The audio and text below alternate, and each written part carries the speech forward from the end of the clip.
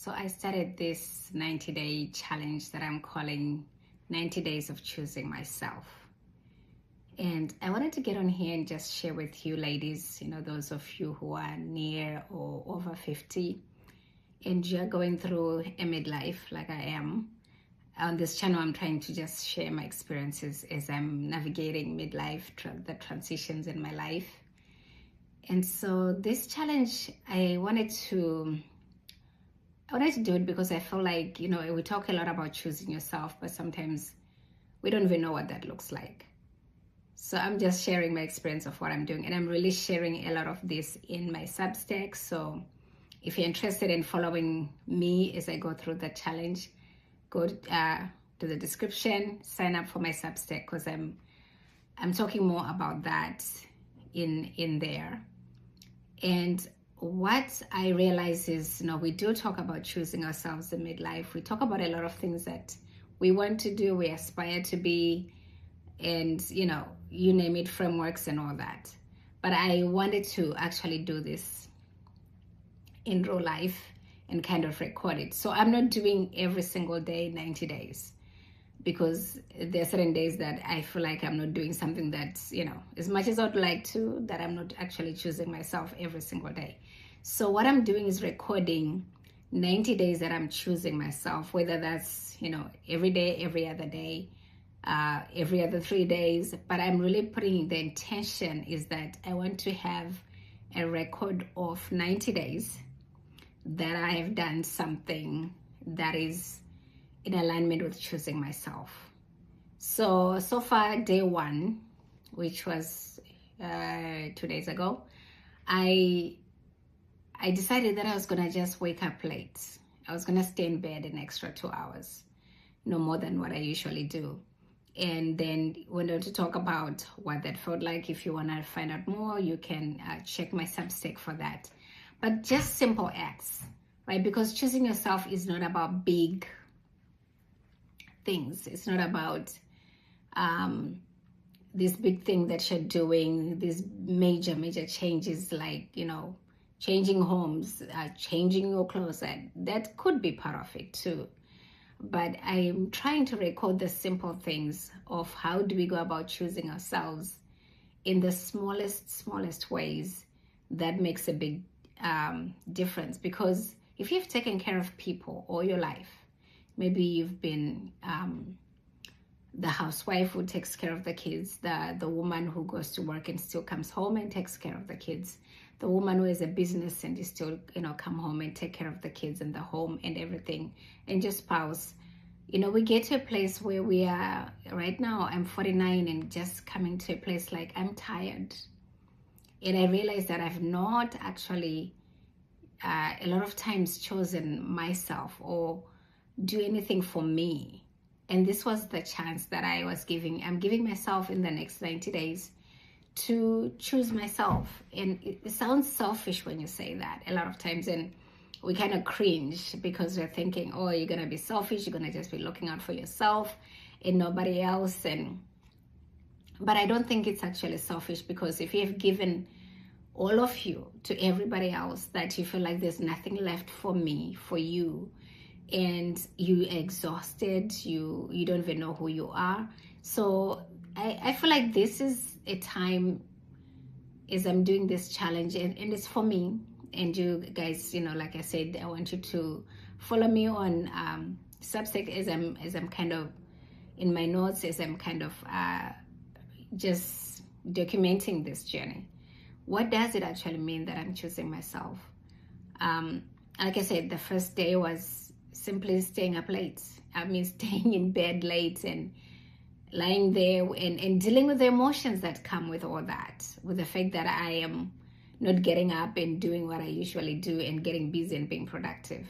There was a lot of emotions that came with that. So examining how I feel about things. And in the past day or so, I've been thinking about, as I'm thinking about this challenge, this 90 days, is that I'm realizing I have not really loved myself. The Bible talks about to love others as we love ourselves. And I was thinking, yeah, I feel like I've tried and done my best to love others, my family, my children, my friends, people I've worked with. But have I actually truly loved myself? So this is what right now, this, my day 2 is going to be about. How do I actually love myself? What does that look like to love me? Do I even know what it is? Do I even know how to love myself? What does that even mean? Right? Because there are all these things that when we look at, we talk about them, they're aspirational, they're encouraging. But you look at your life and you think, have I actually done that? Have I actually learned how to love myself? God loves me. I know, I'm very sure of that, of his love for me, but I'm like, I don't know if I love myself. And then I start thinking of the things that I sometimes think about myself, and I think, well, that's not a loving thought. The thoughts you sometimes carry for yourself may not be so loving.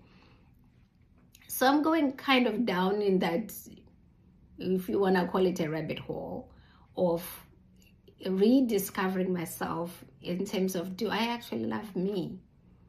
Or am I always criticizing myself? Am I always thinking I've gained the belly, or I haven't done this, I haven't accomplished that, I haven't, gone to this place that I wanted to do. And then, your thoughts are filled with things that are always putting yourself down.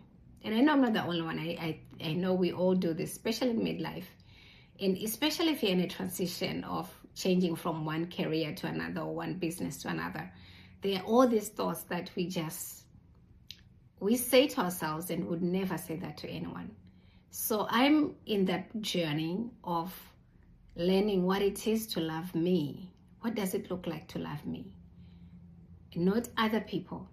Not that other people love me, but what does it look like for me to love myself? And starting with my own thought life. What do I think about myself? How do I feel about myself? How do I act towards myself? What are the things that I do for myself? So those are kind of the things that I'm looking at as I'm doing this challenge, this 90-day challenge, is re-examining, re-evaluating my own life, my own thoughts, my own actions towards me. Am I kind to myself? Am I gentle to myself?